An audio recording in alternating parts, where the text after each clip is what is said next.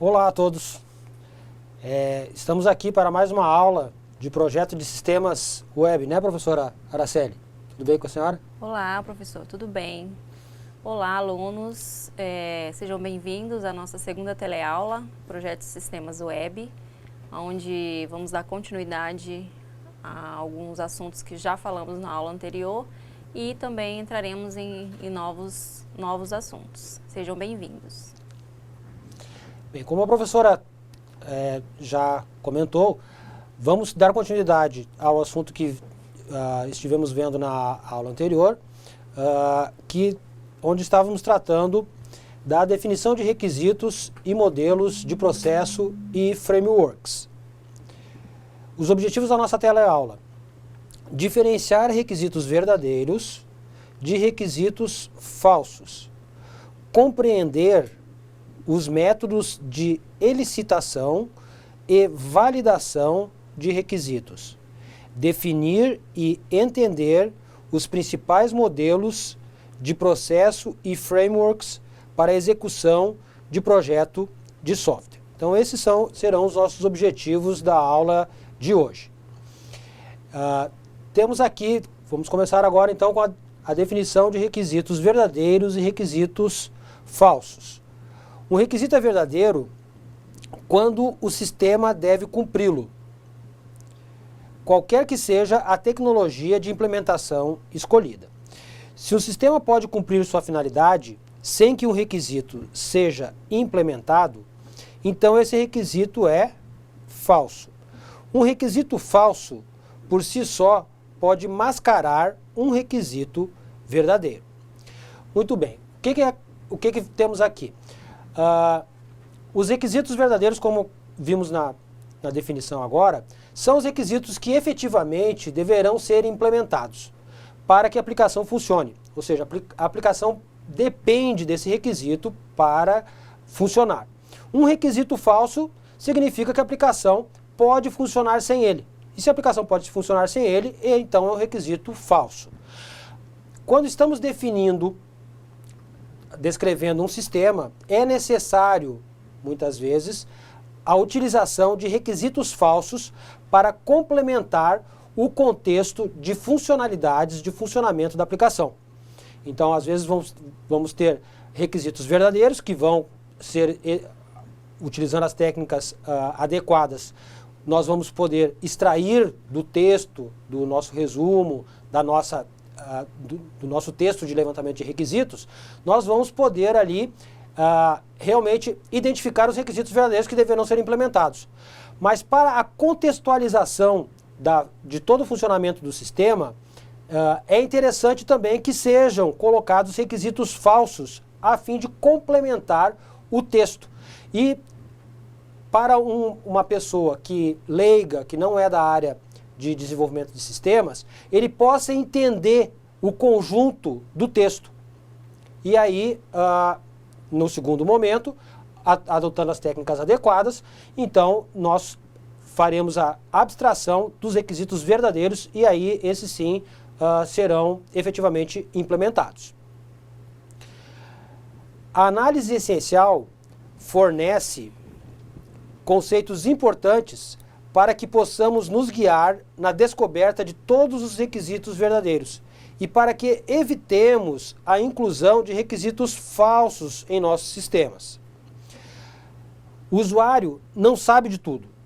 Apesar de o analista ter que atender os stakeholders, ele não tem que atender exatamente ao que eles dizem, mas sim ao que eles efetivamente precisam.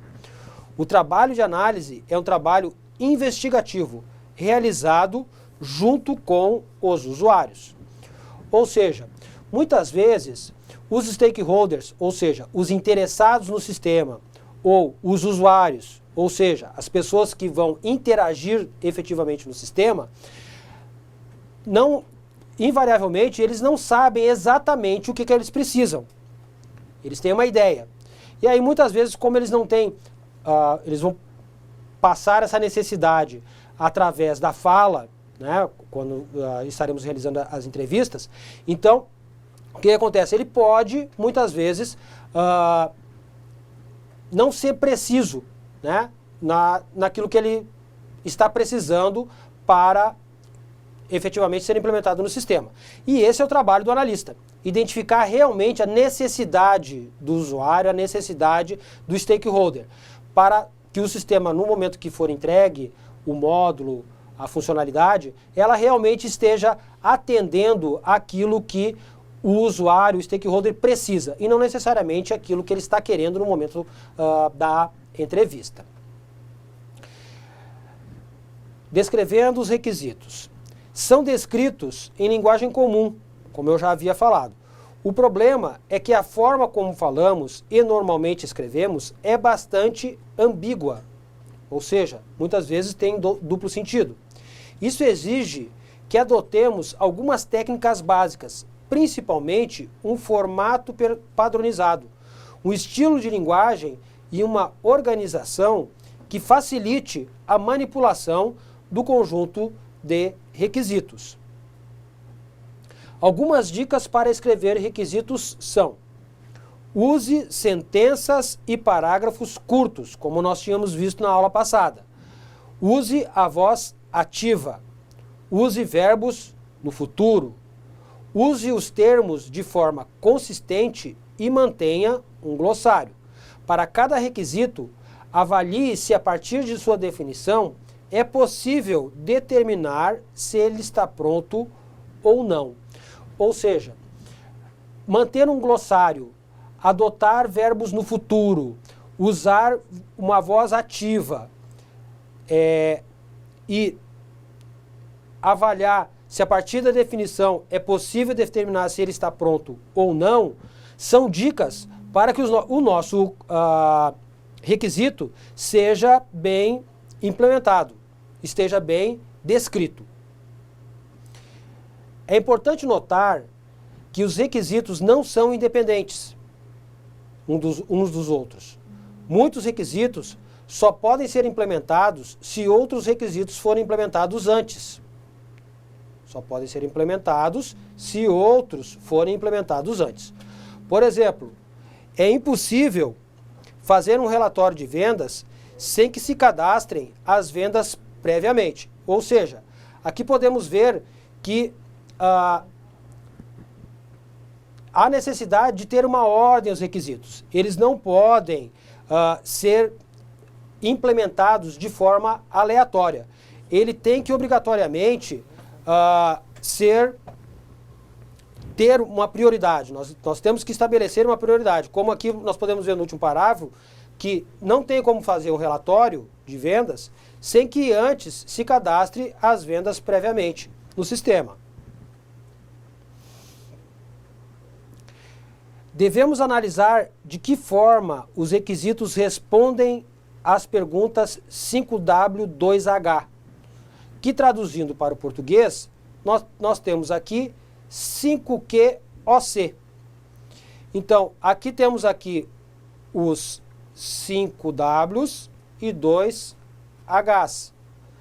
Que traduzindo para o português, temos aqui as perguntas que devemos fazer: que, quem, qual, quando, quanto, onde e como. Então, um requisito, para ele ser tido como um bom requisito, ele precisa obrigatoriamente responder a estas perguntas. Ou, no mínimo, essas perguntas devem ser feitas para todos os requisitos.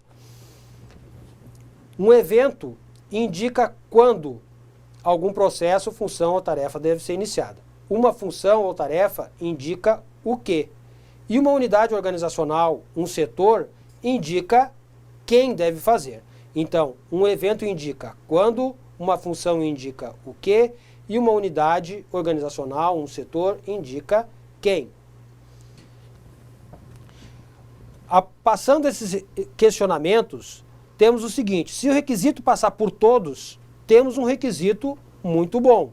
Se falhar em alguns, pode ser que não seja o momento ainda no projeto ou que a pergunta não seja pertinente. Porém, deve ser analisado cada caso. Ou seja, não é porque uma daquelas questões do 5W2H não foi respondido que esse requisito será um mau requisito. Ele pode continuar sendo um bom requisito, porque a pergunta pode não estar sendo feita no momento adequado ou não ser ainda pertinente.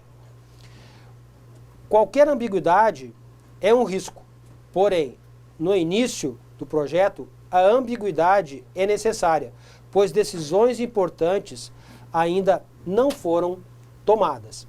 Então, esta questão da ambiguidade falada, quando vamos passar para o detalhamento final dos requisitos, é interessante que as ambiguidades sejam, não existam, elas sejam detectadas e a definição possa ser feita do requisito sem a ambiguidade.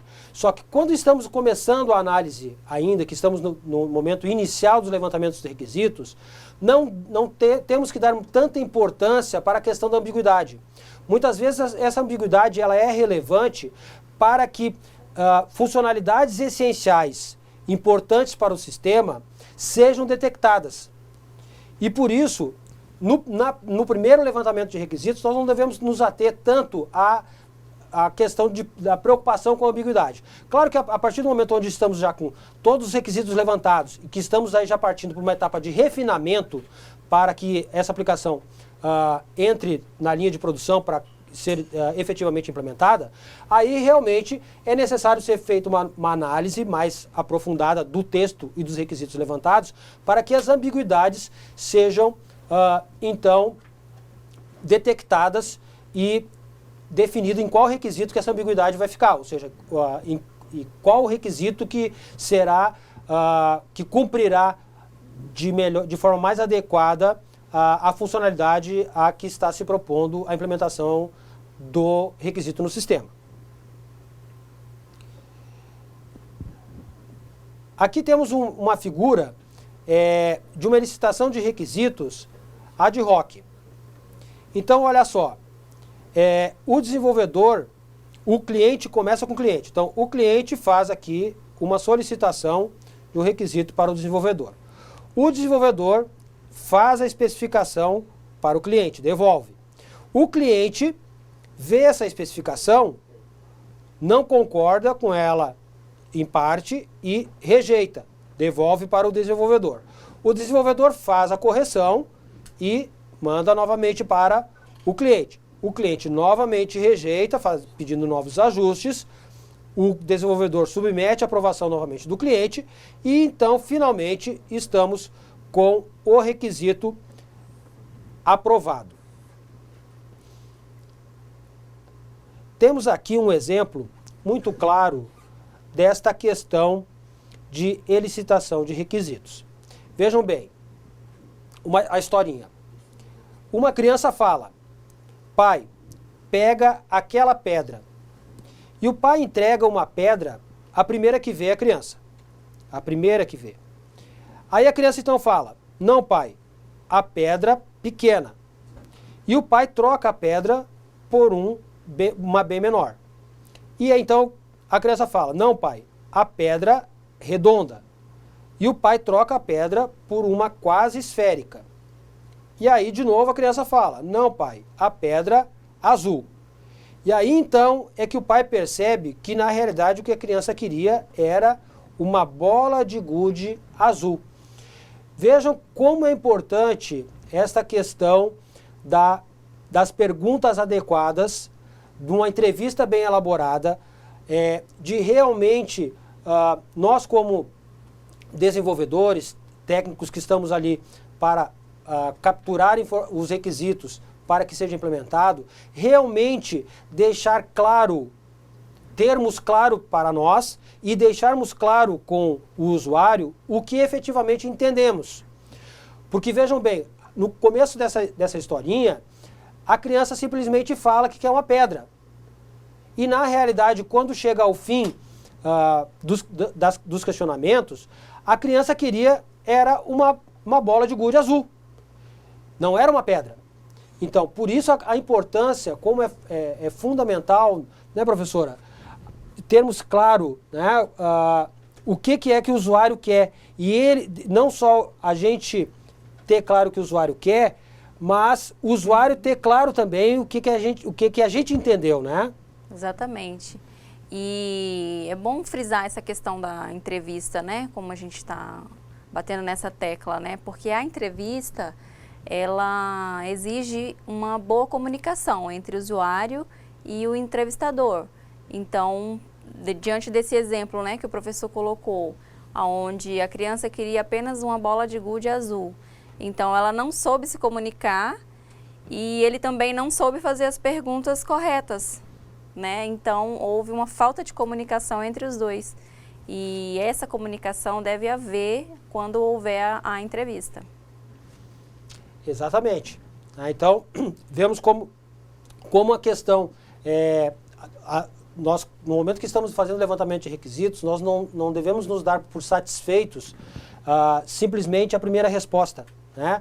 É interessante sempre frisarmos como entendemos a resposta que o usuário nos deu, para que ele tenha claro exatamente o que é que nós entendemos e que a partir dali partiremos então para uma implementação e isso não causar uma frustração posterior em função de não termos capturado realmente a ideia real que o usuário, o nosso cliente, tinha. Aqui temos uma outra imagem que podemos ver, essa é uma imagem bem conhecida na área de desenvolvimento, né? Que começa aqui com um balanço, como que o cliente explicou, né? Aí, como o líder entendeu. Aí, como o analista projetou. Como o programador construiu. Como o consultor de negócios descreveu. Como o projeto foi documentado. Vejam aqui, nada de documento. Que funcionalidades foram instaladas? Olha só a cordinha. Aí, como o cliente foi cobrado, né? Uma montanha russa. Como não se teve uma lógica no levantamento, não foi documentado, não foi feito um levantamento de requisitos apropriado, não se teve uma documentação e, obviamente, a forma que o cliente foi cobrado foi completamente inconstante. E aí, como foi mantido, ou seja, simplesmente nada, e o que realmente o cliente queria. Veja que era um balanço de pneu, né? E voltando ao primeiro quadrinho, na realidade aqui, o que o cliente explicou era um balanço, mas não era simplesmente um balanço. O que ele queria era um balanço de pneu. Então veja como é importante realmente termos os requisitos bem levantados, bem apurados e termos uma documentação que nos guie na implementação do sistema. Uma receita geral para o levantamento de requisitos pode ser dada em 5 passos. Primeiro, identificar quem irá fornecer os requisitos. Levantar uma lista de desejos para essas pessoas. Refinar cada lista de desejos até que seja autoconsistente. Integrar as listas de desejos de forma que sejam consistentes. E determinar os requisitos não funcionais.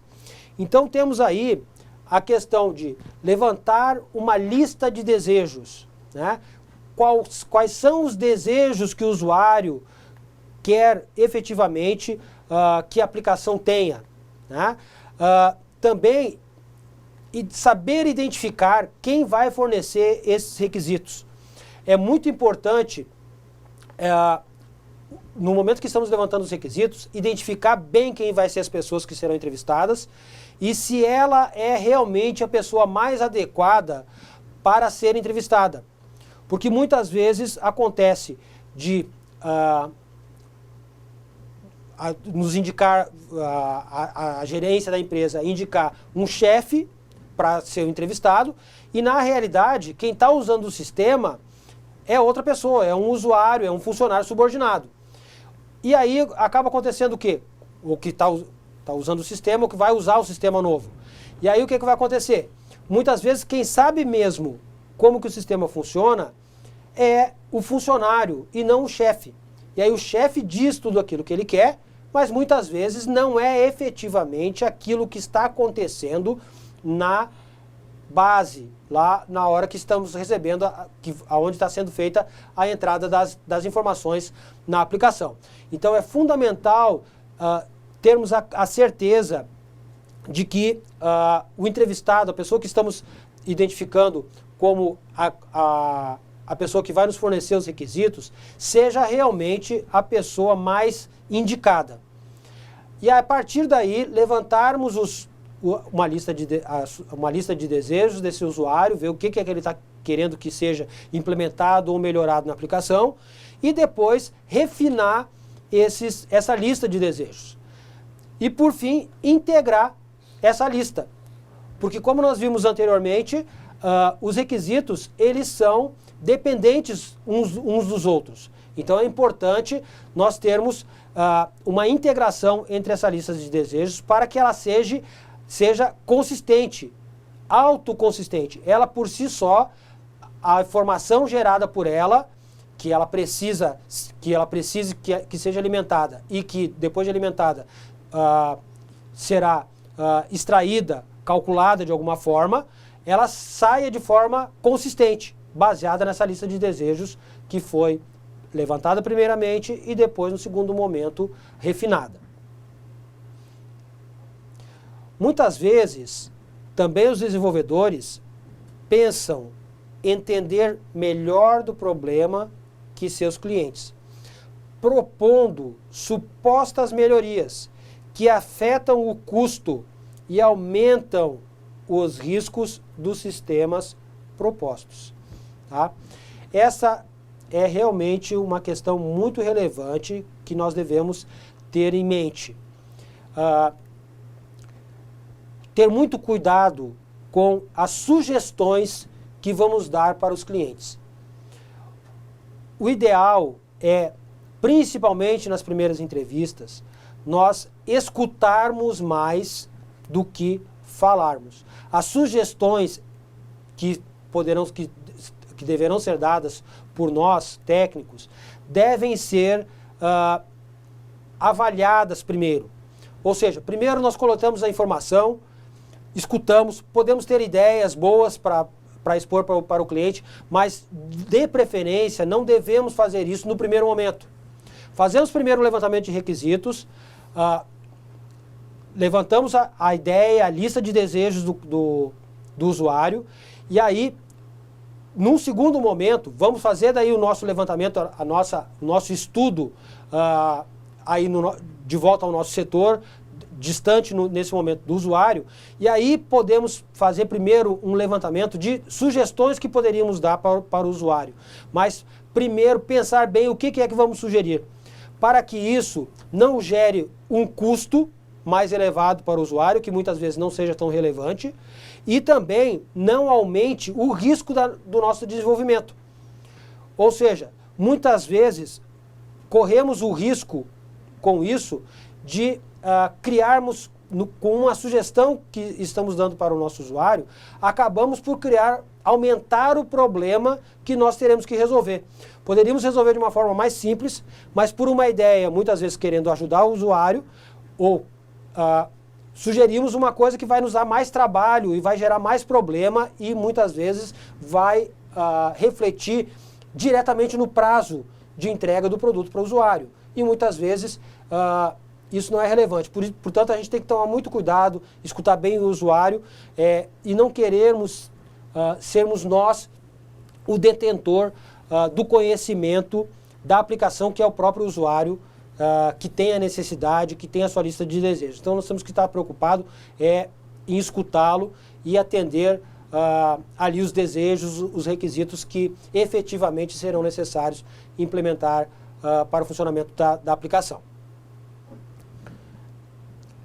Aqui um quadrinho, um fluxo de como, quer dizer, fica um fluxo com o processo de licitação dos requisitos. Então, a busca dos fatos, a coleta e classificação de requisitos, a racionalização e avaliação, a priorização e aí, finalmente, a integração e validação dos requisitos.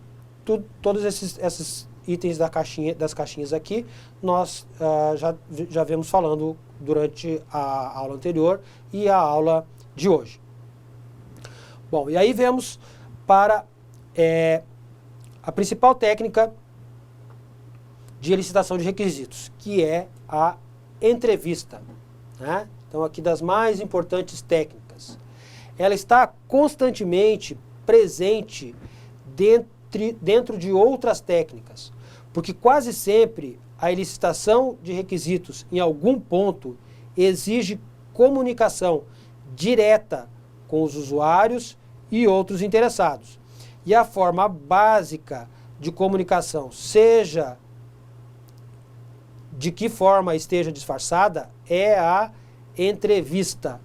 Então, muitas vezes, em técnicas diferentes, nós temos outros nomes para essa comunicação interpessoal entre técnico-desenvolvedor e usuário-cliente, tá? Mas nada muda o termo, muda a coisa, mas a ideia sempre é a da entrevista, né? Então, a entrevista sempre vai ser a melhor forma de licitação de requisitos. A questão só é termos uma forma adequada, padronizada, para levantarmos esses requisitos de forma que consigamos levantá-los de forma não ambígua, de forma coerente, de forma a essa coleta ser realmente uma lista de desejos dos usuários. Então, com a aplicação das técnicas, nós vamos conseguir chegar nesse objetivo. Durante o processo de análise, elas normalmente seguem o seguinte processo. Então, aqui alguns passos. Temos mais passos, mas vamos aqui citar os 6 primeiros. Então, temos a introdução inicial, a familiarização com o ambiente, a busca dos fatos, a verificação de informações conseguidas de outras formas. Ou seja, muitas vezes é sempre importante nós termos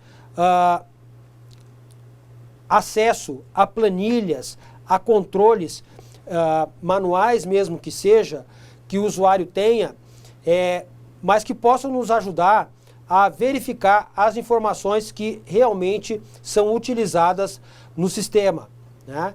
E também confirmarmos essas informações conseguidas com os candidatos.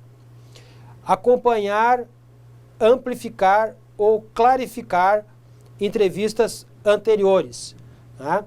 Então, esses aqui são alguns passos que nós temos no levantamento na nossa entrevista. Então, nos familiarizar com o ambiente, né? Termos uma visão geral primeiro de como que funciona a empresa naquele segmento que nós vamos implementar a aplicação, né? O que cada pessoa faz, né? Então, conseguirmos uma familiaridade, nos familiarizarmos com o contexto de onde a nossa aplicação implementada irá funcionar. Verificar, veja um pouco antes eu estava falando, no momento que nós identificamos que nós estamos entrevistando o usuário, a gente tem a certeza de que aquele usuário é o usuário mais indicado para nos responder os questionamentos. Então, muitas vezes, a hora que nós estamos fazendo uma entrevista com um determinado usuário, normalmente, sempre a atividade de um funcionário vai afetar a atividade de outro funcionário, de outra pessoa. Então, ele, de repente, está produzindo uma informação que outro setor ou outra pessoa fará uso. Então, quando estamos falando com levantando determinados requisitos, nós muitas vezes vamos identificar que existe outra pessoa que vai fazer uso daquela informação. Então, quando vamos passar para entrevistar essa segunda pessoa, esse segundo ator, então é importante nós validarmos aquela informação que o usuário primeiro nos deu, para termos a certeza de que estamos andando no caminho correto, que não está havendo desvio, que os requisitos estão sendo elicitados de forma adequada. Temos a entrevista aberta, que vai nos dar uma visão mais ampla e geral. Tá? Normalmente essa entrevista ela é feita nos primeiros momentos, onde ainda não temos, as primeiras entrevistas normalmente, elas são abertas. Por quê? Porque eu não sei bem ainda, nós não sabemos bem ainda o que nós vamos ter que perguntar para o nosso usuário, porque ainda não conhecemos bem o contexto. Né? Então o entrevistador formula uma questão e permite que o entrevistado responda como quiser. O entrevistador pode pedir mais detalhes, mas não determina os termos da entrevista. Então é uma entrevista aberta, para conseguirmos nos colocar, termos uma visão ampla e geral de como que a aplicação vai funcionar. E aí temos um segundo momento, a entrevista estruturada. E essa então extrai informações sobre perguntas específicas. Nesse tipo de entrevista é importante entrevistar a pessoa certa. É uma boa técnica para ser usada após uma pesquisa com questionário, quando é possível selecionar entre as respostas as partes interessadas com maior potencial de geração de outras informações.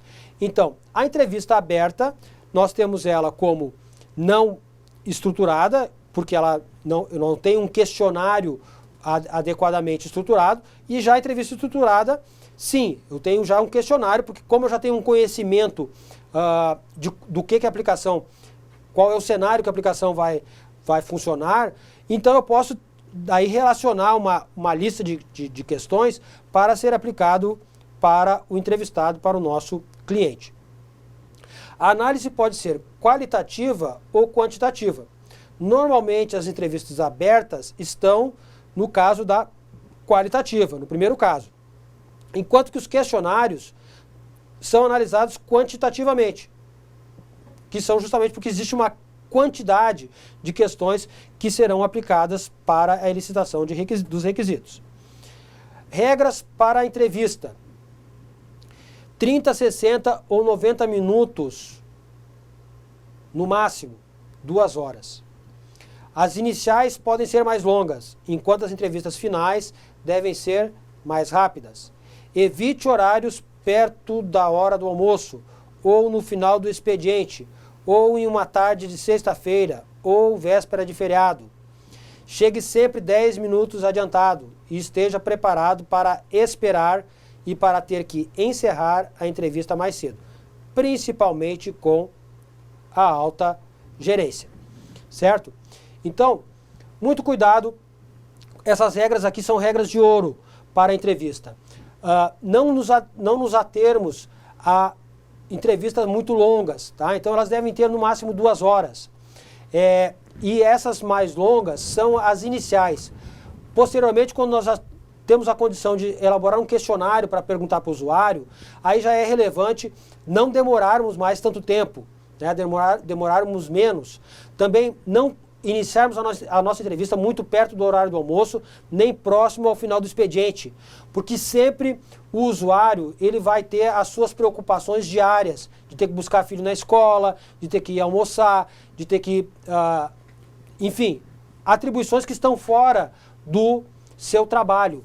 Então é fundamental que ele tenha tranquilidade, que ele não tenha pressa para responder às nossas questões. Então, véspera de final de semana, véspera de feriado, segunda-feira de manhã cedo, são sempre dias que não são bons para entrevista. Não esqueçam que a gente, como técnico desenvolvedor, nós não estaremos só fazendo entrevistas. Então, temos dentro das nossas atribuições outras questões para tratar, outras atividades para fazer. Então, simplesmente resolvermos que na segunda não vamos fazer entrevista e na sexta também não, e véspera de feriado também não, nos sobra aí a terça, a quarta e a quinta-feira para aí trabalharmos em horários fora do horário do almoço e fora do final do horário do expediente. Temos aí a questão do JAD. Muitas vezes, quando um grupo de informática entrega um sistema de informação aos seus clientes, escuta a frase, não era isso que eu queria. Isso acontece porque os desenvolvedores não conseguiram levantar com os usuários suas verdadeiras necessidades, ou devido ao desconhecimento da área de atuação pelos desenvolvedores, e as preocupações com a tecnologia empregada, ao invés das necessidades dos usuários. Então, muitas vezes nos preocupamos com a tecnologia que vai ser implementada e não nos preocupamos com a necessidade do usuário. Nós temos que estar atento com a necessidade do usuário. E aí, é muito importante essa técnica de JAD, que é uma reunião com mais pessoas que não seja simplesmente um único entrevistado e o próprio técnico. Então, seja uma equipe maior. No JAD, todos se sentem comprometidos com as soluções encontradas. Esse comprometimento permite que todos se considerem proprietários e colaboradores no desenvolvimento do sistema. O objetivo do método é extrair informações de alta qualidade dos usuários em curto espaço de tempo por meio de reuniões estruturadas para alcançar decisões por consenso. O consenso. A forma mais produtiva da decisão do grupo é aquela obtida por consenso.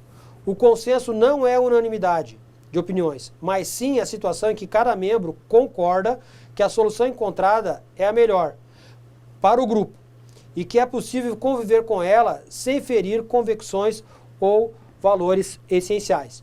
Então, o JAD, essa reunião maior com mais pessoas, depois que já passamos pelas entrevistas iniciais, que já temos uma ideia do contexto que a aplicação irá funcionar, ela é muito importante porque teremos mais pessoas, mais usuários, mais stakeholders envolvidos, também podemos ter mais analistas envolvidos nessas reuniões, e aí essas pessoas entrando em consenso, elas se sentem valorizadas no contexto da aplicação, e aí passam a se sentir proprietários da aplicação. E é isso que nós devemos procurar, porque a aplicação não é nossa. Sempre nós temos que ter a visão, como técnico desenvolvedor, que nós estamos fazendo a aplicação para o cliente, para o usuário. A aplicação é dele, não é nossa, né? Então, a partir do momento que ele se sente proprietário, que ele compra a ideia, ele se entusiasma com isso, ele se acha parte disso, e aí ele, inclusive, compra até conflitos que possam existir na defesa dos desenvolvedores, porque ele sabe que ele é parte, que ele teve parte naquele requisito, naquela funcionalidade, naquele módulo que foi ou que está sendo implementado. Na questão de validação de requisitos, então temos a validade, a completude, a consistência, a questão dele não ser ambíguo, a verificação e a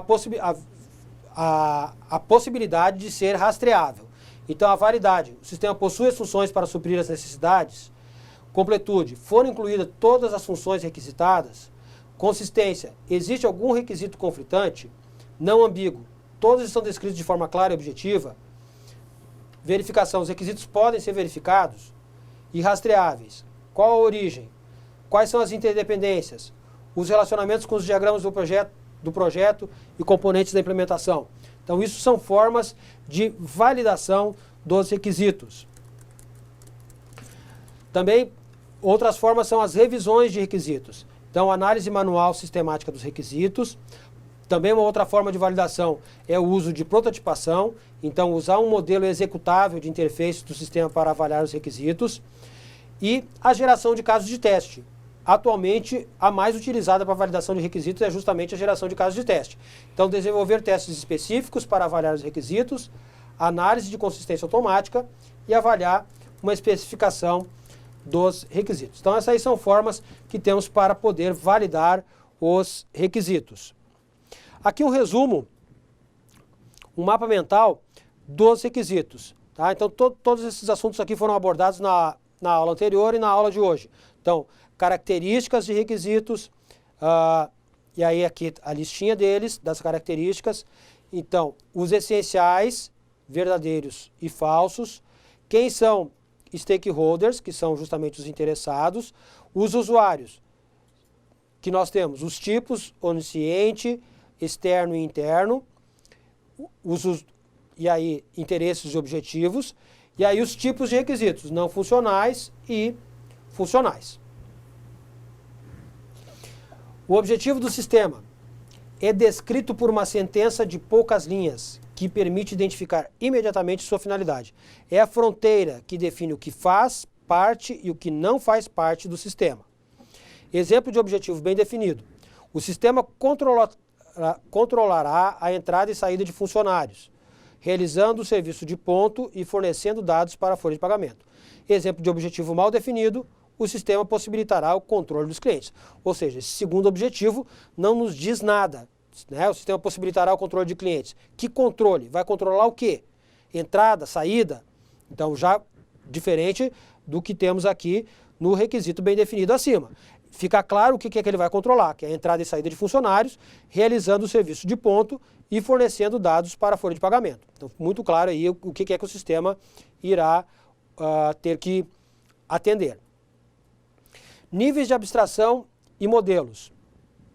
Modelo é uma abstração de algo que existe ou se imagina que possa existir no mundo real. Abstração é o processo mental de separar um ou mais elementos de uma totalidade complexa de forma a facilitar a sua compreensão por meio de um modelo. Então temos aqui um globo terrestre, um mapa da América do Sul e aqui um quarto, uma sala. Então veja o seguinte, dependendo do nível de abstração que estamos, é o que teremos que descrever. Então quando estamos vendo o mundo, nós vamos descrever aqui o que estamos vendo, né? Aqui um mapa mundi, e aí com todas as definições que estamos vendo, com os pés, e aí com a bordinha aqui que está segurando o globo, né? Então vamos nos ater ao que estamos vendo, né? Então isso aí é que manter o nível de abstração. A gente até sabe que neste mundo vai haver lá embaixo uma sala que vai ter que ser definida depois, mas não podemos nos ater a querer definir a sala no momento que estamos definindo o mapa mundi. Então, quando estamos numa questão, um outro bom exemplo para nível de abstração é a questão da floresta. Quando estamos acima de uma floresta, como se estivéssemos voando, nós vamos estar vendo a floresta como um todo, as árvores, os rios e tudo mais. Conforme vamos descendo, nós vamos então poder descrever a árvore.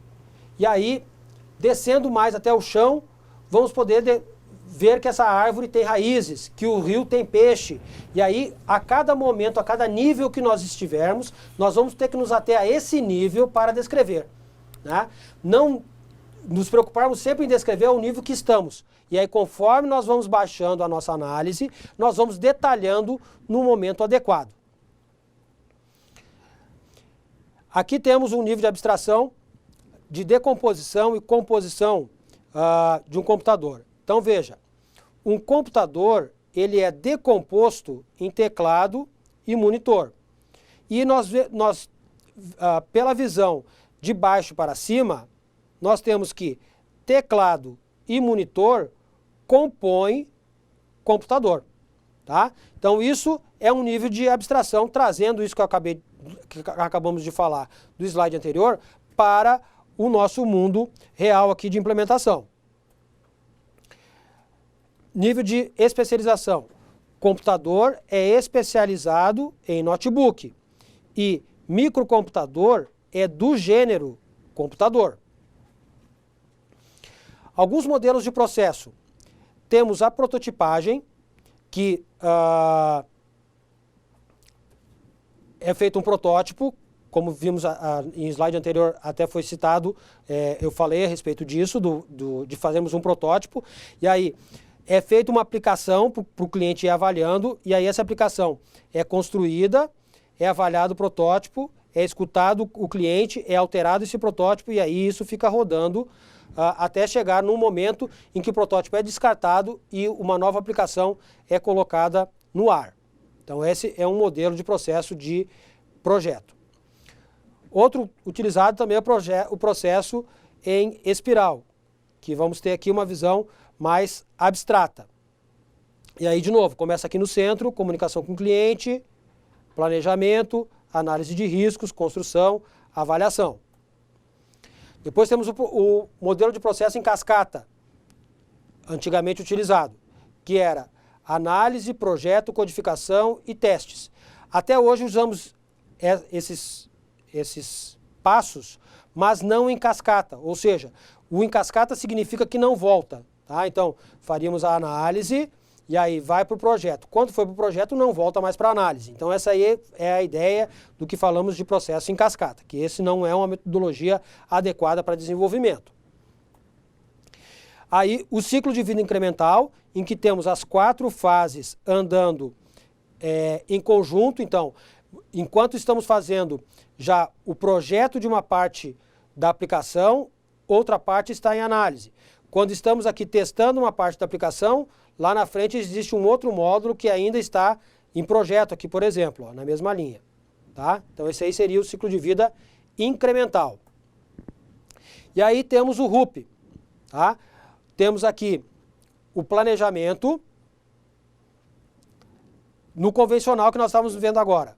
Análise de requisitos, o projeto, a implementação e testes, aí vai para a implantação e passa para a integração. Então o módulo que desenvolvemos depois que ele foi feita a análise de requisitos, foi feito o projeto, foi implementado e testado, foi implantado, então é integrado ao novo módulo e aí esse ciclo continua.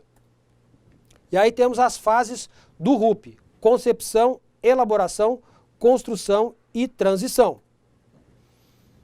E aí veja como nós tínhamos falado, ó, o RUP casa bem certinho no modelo convencional. Olha só, concepção, elaboração, construção e transição, certo? Só muda aqui, no caso, a nomenclatura, mas as fases continuam praticamente idênticas. Esse aqui os papéis típicos do RUP: analista, arquiteto, especificador de use case, projetista de interface com o usuário, engenheiro de caso de uso, engenheiro de componente. E os papéis necessários para a metodologia ágil: comprador Extreme Program, que seria o comprador ou Gold Owner, o cliente ou Gold Donor, gerente testador programador, monitor ou tracker e treinador coach. Em ambos os casos, papéis diferentes podem ser assumidos pela mesma pessoa. Tá? Então, aqui terminamos, vamos começar, só damos a introdução na metodologia ágil. Quando voltarmos do nosso exercício, da correção do nosso exercício, eu vou falar um pouquinho mais da metodologia ágil, que vai ser o assunto que trataremos na próxima aula. Tá? Então, por enquanto, temos aqui os papéis identificados do RUP, que acabamos de falar, né? E aqui as fases dos modelos de processo do RUP: concepção, elaboração, construção e transição. Certo? E aí, assim que espero agora que vocês consigam fazer o exercício que nós propomos, né? Que é dar nome a um sistema, um objetivo a um sistema e completar ali um exercício com uma figura que a gente viu aqui na nossa apresentação. E aí, assim que passar o período, os minutos agora que os senhores têm para realizar os exercícios, aí nós retornaremos para fazer a correção, né, professora? Exatamente. Vamos para um intervalo onde vocês vão fazer a atividade agora, ok?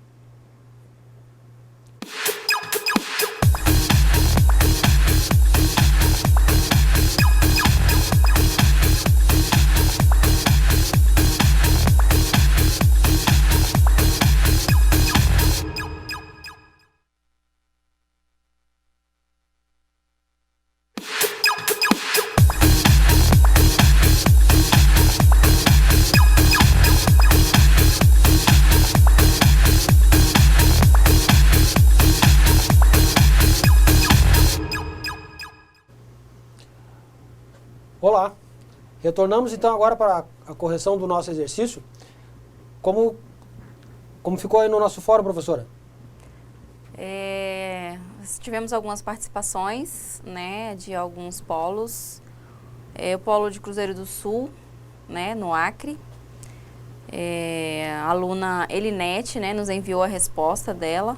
A resposta dela está correta. Tivemos também o polo de Espigão do Oeste, né, aqui no estado de Rondônia, também enviou sua resposta. E agora o professor vai trazer a correção, vocês vão comparar a resposta de vocês, ok? Bom, com relação ao nome do sistema. O nome do sistema, ele é aberto, né? Não há uma regra ali específica para criarmos um nome para uma aplicação.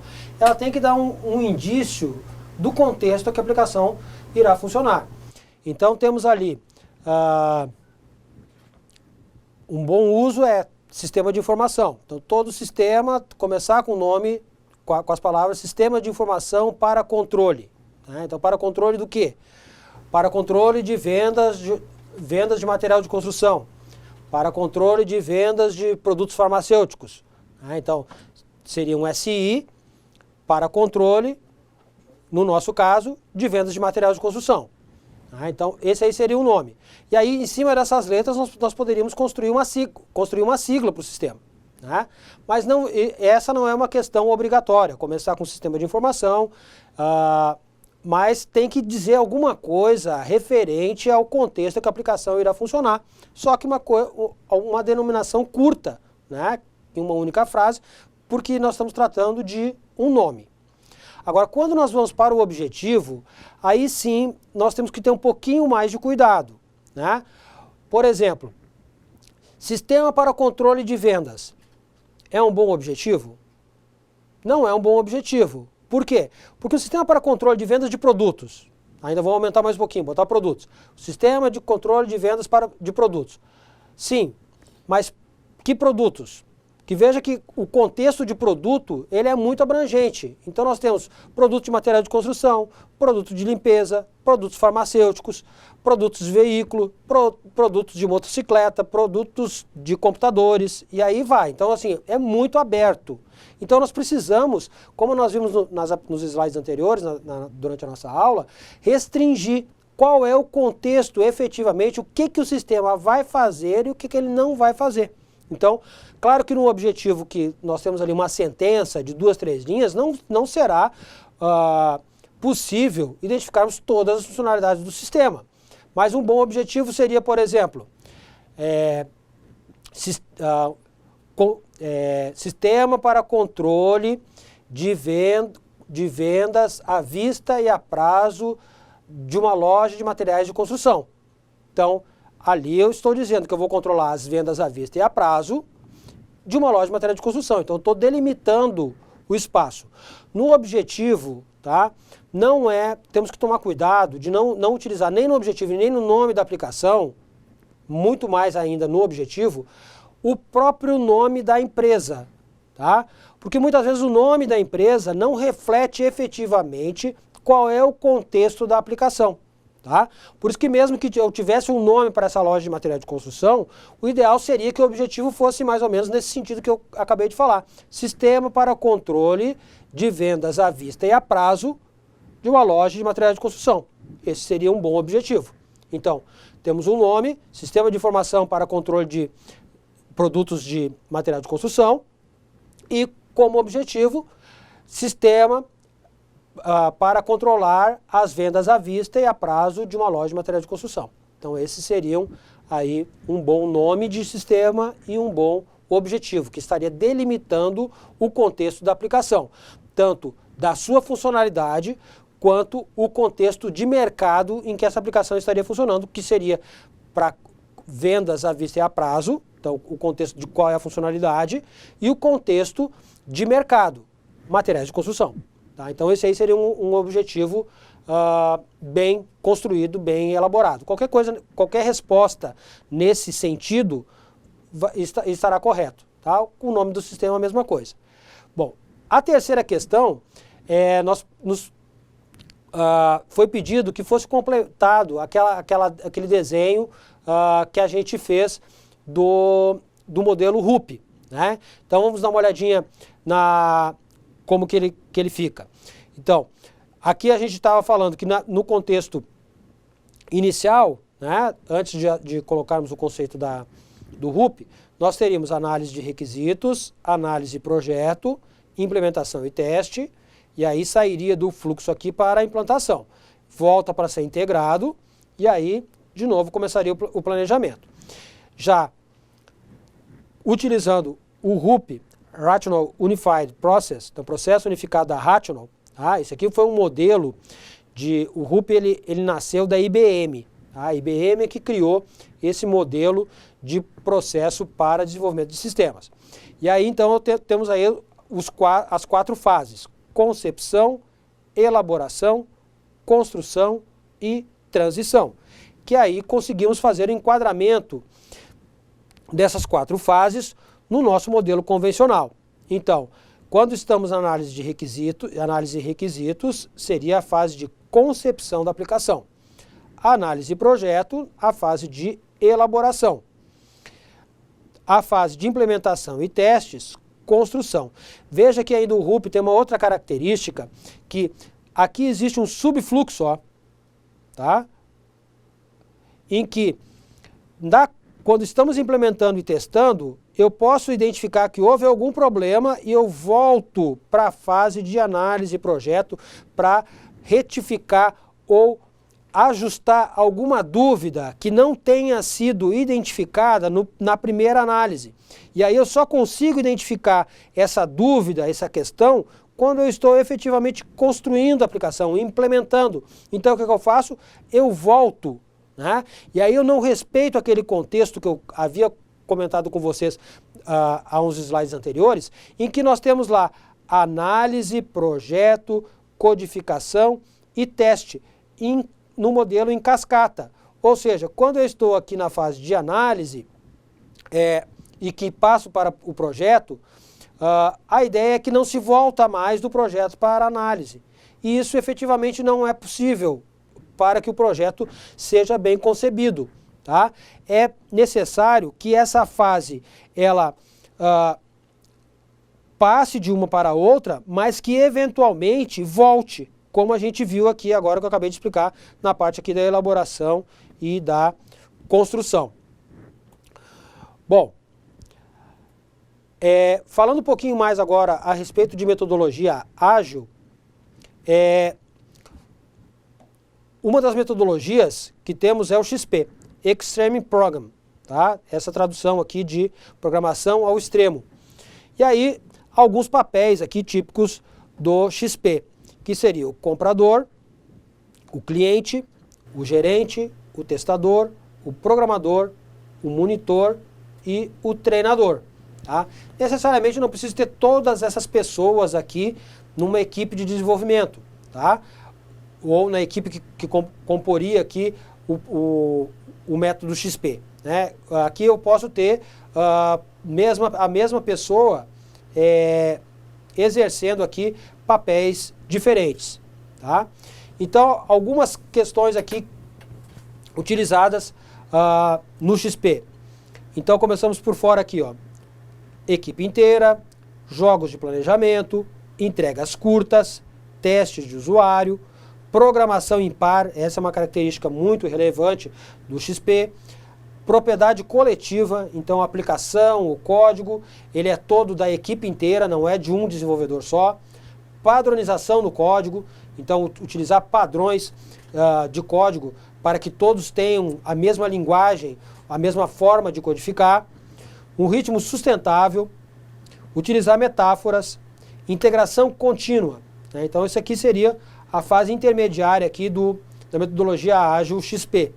E aí na parte mais interna seria aplicar sempre um design simples, refatorar, ou seja, a todo momento está verificando se o código está bem escrito e se não há uma forma de melhorá-lo, né? Isso é a refatoração, é melhorar o código, né? E o desenvolvimento orientado a teste.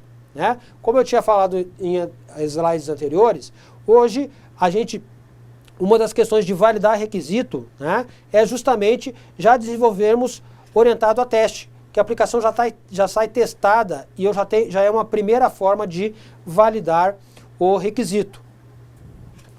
Uma outra prática do XP é esta aqui, que temos aqui, ó, o desenvolvimento em pares. Mas veja que é o seguinte, impar não significa dois computadores, certo? O desenvolvimento em pares é dois desenvolvedores trabalhando com um único teclado. Enquanto um está preocupado em escrever o código e ir pensando nesse código, o outro fica revisando no mesmo momento o código que está sendo escrito e sugerindo possíveis sugestões aí de melhoria do código. Então já seria uma refatoração, ou seja, uma melhora do código de forma instantânea, né? No mesmo momento. Então isso é uma técnica que ela é muito utilizada atualmente nas equipes modernas de desenvolvimento de software, é produzir aí pareado, que a gente fala, desenvolvimento aos pares, né? E esses pares eles podem ser formados das mais diversas formas. Podem ser dois analistas de alto nível, pode ser um analista de alto nível com um estagiário, tá? Então necessariamente não precisa ser dois analistas do mesmo nível.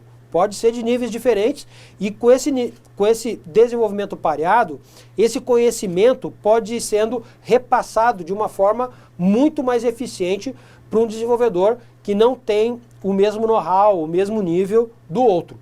Tá? Então, hoje muito usado aí nos desenvolvimento de sistemas nas equipes modernas aí de desenvolvimento.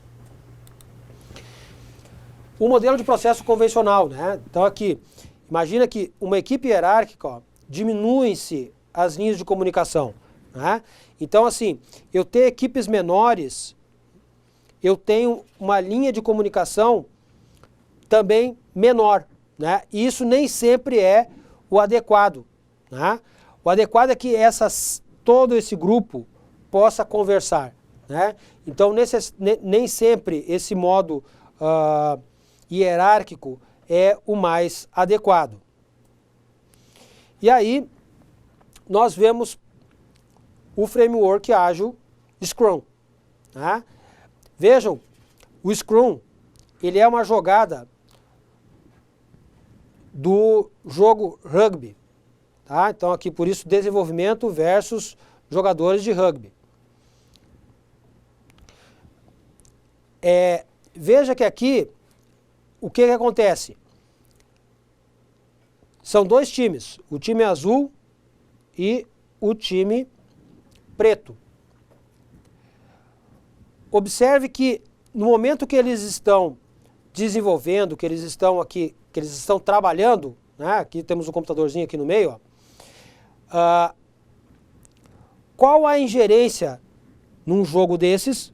Se vocês não viram, quem não teve ainda acesso a algum jogo de rugby, é interessante até que procurem na internet, deem uma olhada para vocês verem como que é, assistam um pedaço de um jogo para vocês verem qual é que é o Scrum acontecendo de fato, não na equipe de desenvolvimento, mas no jogo, para vocês verem como que a coisa acontece. Quer dizer, é uma jogada desse jogo em que estão todos os jogadores agrupados e buscando um único objetivo, que é levar a bola, fazer a bola passar, sair por debaixo deles aqui. Tá? Esse aí que é o objetivo do jogo, do Scrum, tá? Dessa jogada. E aí, entre eles vão tratando, eles vão conversando. Ou seja, o técnico do time, ele não está colocado, não faz parte aqui do time, obviamente, né? Porque o técnico ele está fora. Então, quem tem que decidir o que fazer, como fazer, é a equipe, o time, e não as pessoas que estão fora, né? E aí, por isso que desta forma aqui, há uma comunicação e a coisa pode se modificar, se moldar de acordo com a mudança, as eventuais mudanças que possam ocorrer no decorrer dos trabalhos, né? Quando que se nós temos esse modelo antigo, hierárquico, né? O tempo inteiro há uma, vamos dizer assim, a equipe está sempre sujeita a uma subordinação, né? Mesmo quando está em produção. E aí o objetivo da metodologia do framework ágil Scrum é justamente manter o time focado, né? E ele tomando as decisões mais corretas para o desenvolvimento da aplicação. Tá? A próxima aula nossa, nós vamos conversar bastante. A aula inteira da aula 3 trata justamente do Scrum e os papéis dele. O Scrum hoje é a metodologia ágil mais utilizada no mundo do desenvolvimento de sistemas. E é uma metodologia que está saindo das fronteiras de sistema e está sendo utilizada nas organizações, na própria administração. Nasceu o Scrum na área de TI, mas hoje ela está rompendo barreiras, a gente vai ver mais novidades com relação ao funcionamento do Scrum, a sua aplicação na próxima aula, na nossa aula 3. Dando uma passada novamente aqui, gostaria de frisar novamente esta parte do modelo de processo em cascata, tá? Que é justamente o avesso do que temos, vamos dizer aqui, que seria antagônico, ou seja, contrário ao que é pregado no Scrum. Então, esse modelo em processo em cascata, ele teve origem no modelo de engenharia convencional, né?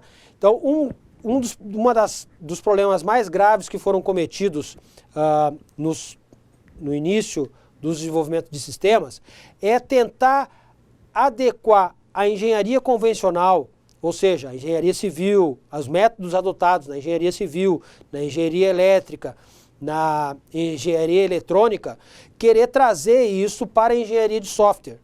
Não deu certo. Por que que não deu certo?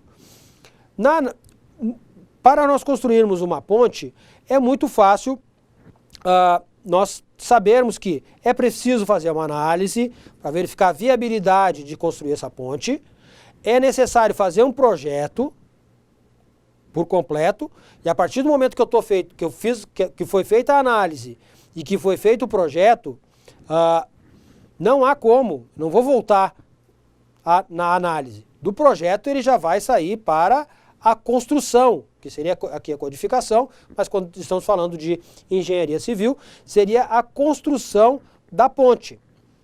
Muito bem, construída a ponte, ela vai ser passada ali por testes de resistência de materiais, que normalmente é feita no decorrer da obra, né? E aí a obra está concluída. E aí, obviamente que nós não vamos voltar aqui para analisar, para projetar, para construir. E essa ponte, depois de construída, depois de entregue, ela não vai mudar de lugar, né? Ao construir uma ponte para atravessar determinado rio, ela vai ficar lá. E quando nós estamos falando de software, isso muda, porque o software, uma coisa que nós temos que ter claro quando nós estamos trabalhando com o desenvolvimento de software, é que o software muda, o requisito muda, né? Então, isso é uma questão que a gente tem que, nos momentos, nos primórdios, se pensava que poderia se adotar as mesmas técnicas de engenharia, da engenharia convencional, na engenharia de software.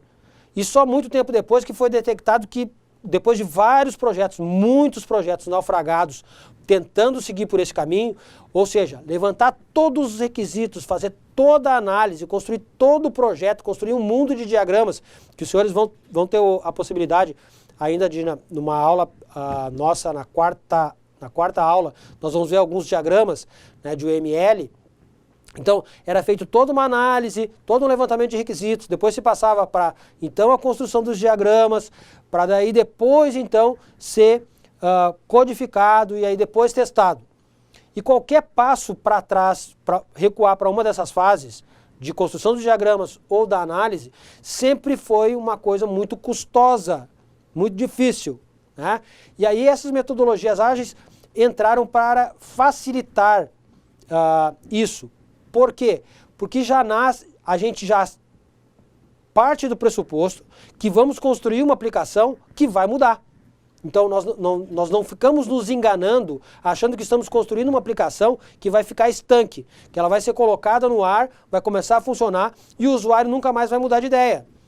Aquilo ali vai ser um controle de, que nem nós fizemos no nosso exercício, é um controle de vendas à vista e a prazo para uma loja de materiais de construção.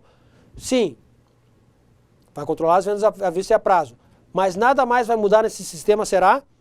Pode não mudar nos próximos meses, nos próximos dias, mas daqui a um ano, com certeza o cliente, estou até exagerando um pouco na temporalidade aí de falar um ano, porque é bem antes, o cliente já vai querer uma funcionalidade nova, já vai querer uma aplicação nova, a tecnologia propriamente muda, né? Veja o que era os nossos smartphones aí há 5 anos atrás, há 6 anos atrás. Quem tinha, né, smartphone? E aí, a cada ano que vem passando, né, professora, como os smartphones têm tomado conta hoje aí do nosso mercado, quem diria há uns anos atrás que hoje estaria tão popularizado, né? E isso reflete diretamente nas nossas aplicações, né? Isso mesmo. Tanto que como aumentou, né, hoje o leque de aplicações que podem ser desenvolvidas, né, utilizando aí os smartphones. Então, isso é uma prova de que, baseado na tecnologia, muda, né, e baseado também na necessidade do cliente. O cliente, o usuário, o negócio, ele é mutável, ele é um mutante, ele está mudando sempre. Então, a gente como desenvolvedor tem que estar preparado para isso, para atender de forma o menos traumática possível, né, essa solicitação de mudança constante. E aí por isso que esse modelo adotado aqui antigamente, em cascata, tá, não funcionou, certo? E aí se tentou aqui um modelo de vida incremental, mas que ainda muito amarrada em documentação, muito amarrada em projeto e muita coisa a se fazer até efetivamente se ter um produto para entregar para o usuário. E aí é que entra a questão aqui que estávamos vendo no XP, né? Que o que é que o XP busca? É justamente uma entrega curta, observem aqui, tá? Então, as fases curtas tenham entregas, ou seja, a todo momento, constantemente, o cliente, o usuário, tenha um produto novo, tenha uma funcionalidade nova, tenha um módulo novo, de forma rápida. Quando que se eu tivesse que passar por todas aquelas fases de uma forma burocrática, em fazer análise, fazer o projeto, codificar, testar, homologar e colocar no ambiente de produção, se eu demoro demais com isso, eu crio uma distância, um distanciamento do meu cliente, do meu usuário. E acaba muitas vezes que quando eu vou entregar o produto para ele, quando se passa muito tempo, o produto deixa de ser a real necessidade do cliente, porque o negócio dele muda. Então, se eu perco muito tempo analisando e projetando, e daí, para partir então no terceiro momento para codificar, e aí fazer o teste e então entregar para ele, se eu demoro demais nisso aí, demoro meses, 2, 3, 4 meses, que era o que acontecia quando nós estávamos no modelo anterior, se chegava a demorar quase um ano, dependendo do contexto da aplicação, para o cliente chegar a ver um módulo da aplicação funcionando. E aí, às vezes, ele nem lembrava mais do que efetivamente ele tinha pedido lá atrás, né? E aí, o negócio dele já mudou, já não é mais aquilo ali que ele estava precisando. Então, nós vamos adotar, agora na próxima aula, que vamos ter na aula 3, na próxima terça-feira, é justamente adotarmos, vermos aí a utilização do Scrum, né? Adotado aqui, que é um dos frameworks ágil, não é o único, como a gente viu, temos aí o XP e o Scrum, né? O Scrum adota algumas características, ele traz também do XP, mas é justamente a preocupação do time, né? O time estar envolvido com o projeto, o time estar envolvido com o resultado e o time estar entregando o resultado rápido, né? Em pedaços pequenos, mas a todo momento o usuário vai vendo a melhoria, o avanço, o crescimento da aplicação. E eventualmente quando há uma modificação, como os períodos de entrega são períodos curtos, então é fácil eu voltar e modificar a aplicação e alterar a aplicação caso seja necessário. Quando que se eu estou na metodologia anterior do modelo em cascata, o negócio, a coisa já ficava mais complicada, já era mais complexo, porque já tinha sido feito muita coisa nova e qualquer coisa que tivesse que voltar, que retroagir para ajustar, para arrumar, complicava demais a vida, a vida do desenvolvedor e automaticamente a vida do cliente, que não teria um produto adequado para trabalhar, para o seu negócio efetivamente funcionar. Não é, professora? A senhora queria falar alguma coisa a respeito do ágil aí, comparado com a coisa para nós encerrarmos, o ágil com o modelo em cascata? O professor fez uma comparação bem clara, né? Com esse método antigo, com esse método novo do Scrum. E vocês vão perceber nas próximas aulas o quanto avançou, o quanto os desenvolvedores puderam avançar com relação a essa nova metodologia.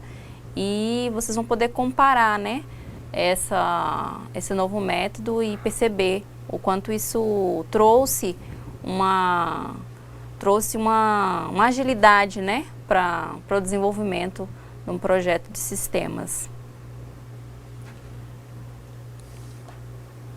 Bom, então hoje a nossa aula, conforme o previsto, nós terminamos o nosso conteúdo de requisitos, né? Então hoje vimos aí a parte dos requisitos verdadeiros, requisitos falsos, a entrevista, o consenso, né? Reuniões abrangentes. Nós vamos conversar mais a respeito disso na próxima aula também com relação ao Scrum, né? Mas como é importante existir realmente um consenso, né? Não ser a ideia do desenvolvedor, a ideia do cliente, mas sim o melhor para a aplicação, o melhor para o negócio do cliente. Então é isso que nós, como técnicos desenvolvedores, devemos buscar. Atender a necessidade do cliente, atender o que ele precisa e não necessariamente o que ele quer. Tá? Espero que a aula de hoje tenha sido de bom proveito para todos. Tá? E até a aula 3, onde nos encontraremos para tratarmos aí do Scrum com os senhores. Tá? Por hoje, então, muito obrigado.